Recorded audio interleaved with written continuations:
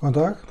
Í vídeóinu í dag ætla ég að fjalla PLA-filament frá Torvel sem ég keypti í 3D plast um daginn. Búinn að prenta nokkra hluti og allir sýningur, þannig að kíkjum á það.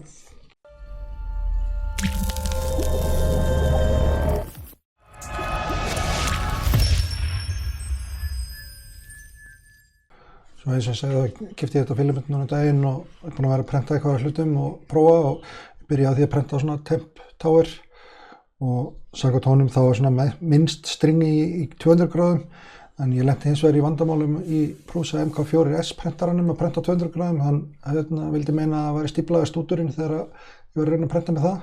Þannig að ég var að hækka prentið upp í svona 210-215, þá gekk þetta bara ljómandi vel.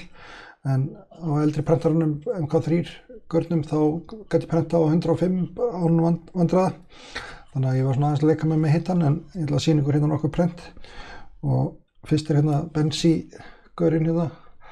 Hann kemur bara vel út og ekkert undan honum að kvarta. Það er smá stringing í hann og samt. Sama með þetta módel hérna. Það er smá stringing í því en ekkert eitthvað svakalega mikið. Prentaði svo hérna svona overhang test. Það var alveg bara mjög fínt hérna undir 70 gráðum. Þetta er á MK4S prentaranum og Jolbot, hérna gaurinn þessi hérna, prentaði hann líka. Hann kom bara vel út, ekkert stringing í honum að merkja. Svo er ég líka hérna með blátt.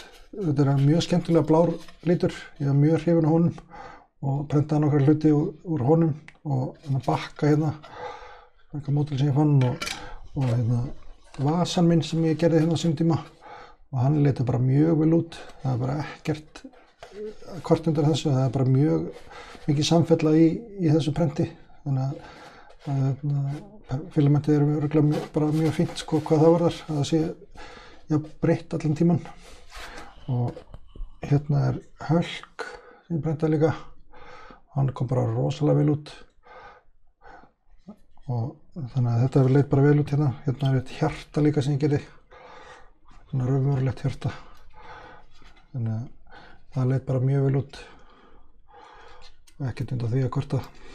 Svolítið leiðindi að support á þessu módeli. Það er svona smá tjónað hérna undir en það er ekki filamentinu að kenna. Svo líka hérna pinni sem ég prentaði, hann kom bara mjög vel út. Ég notaði þetta til að passa kettinu mín og hoppa ekki upp á ákveðna hillu hérna í herberginu hjá mér.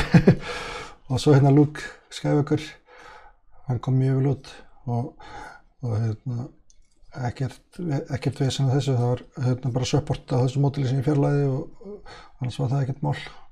Þannig að þessi kom hérna bara mjög vel út, svona stórt print og hérna svo hérna kallinn hérna, kallinn minn og Mr. Belly, þetta er módel sem ég gerði hérna, svona maskott fyrir mig sem var grín sko.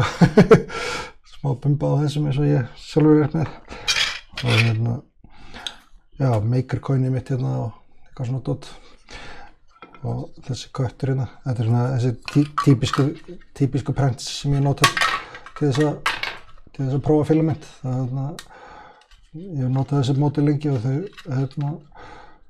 sýna yfirleitt bara hvernig filamenti kemur út í mismunandi aðstæðum. Það er allavega prent sem eru þarna í þessu. Þannig að í þessu má segja er bara ég ætla að sýna ykkur þetta filament. Ég keypti þetta eins og segja um daginn og hef ekki prófað þetta filament áður og er bara mjög ánægður með. Mér finnst þessi blái litur vera alveg æðislega blár. Hann er mjög skemmtilegur og þetta er eiginlega bara flottasti blái litur sem ég sé á filamenti.